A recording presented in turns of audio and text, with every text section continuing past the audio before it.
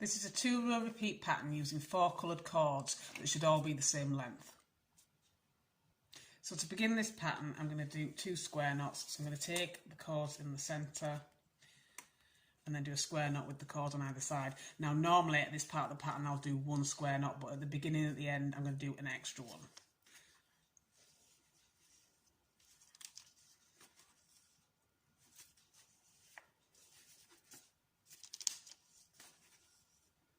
So this second knot is going to be row 1 of your regular pattern.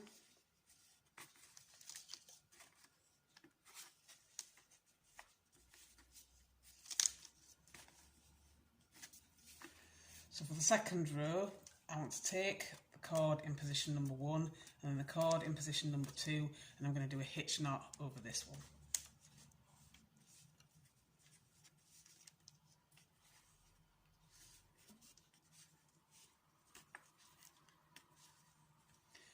And I want to do a mirror of this at the other side. So I want to take the cord in position number 4 and then the cord in position number 3, and I'm going to do a hitch knot over the cord in position number 4.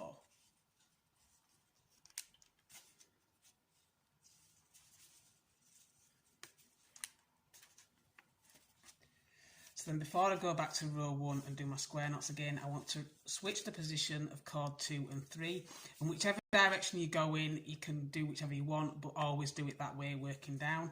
So I'm going to switch it by taking cord number 2 over the top of cord number 3, and then I want to take cord number 2 that was in position number 2 underneath cord number 4, and then the cord that was in position number 3 underneath cord number 1.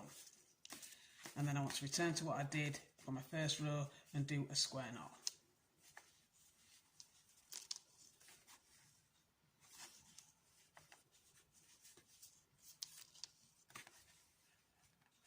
And then again repeat row number 2, so taking the cord that is now in position number 1, the cord that is now in position number 2, and do a hitch knot.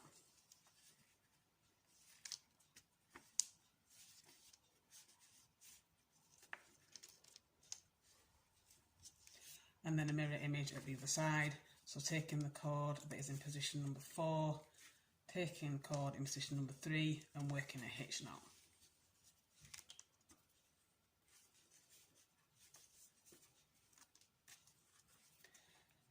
And then again you want to switch the same way you did last time, so I took the cord in position number 2 over the top of the cord in position number 3 and then worked the cord in position number 2 underneath the cord in position 4.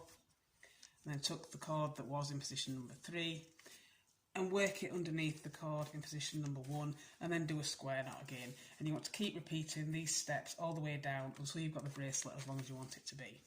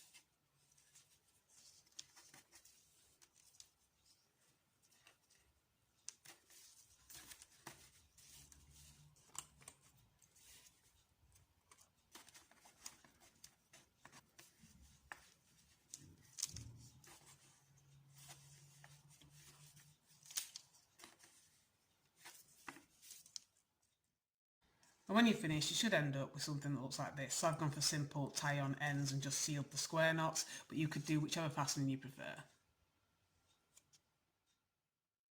And that is your completed bracelet.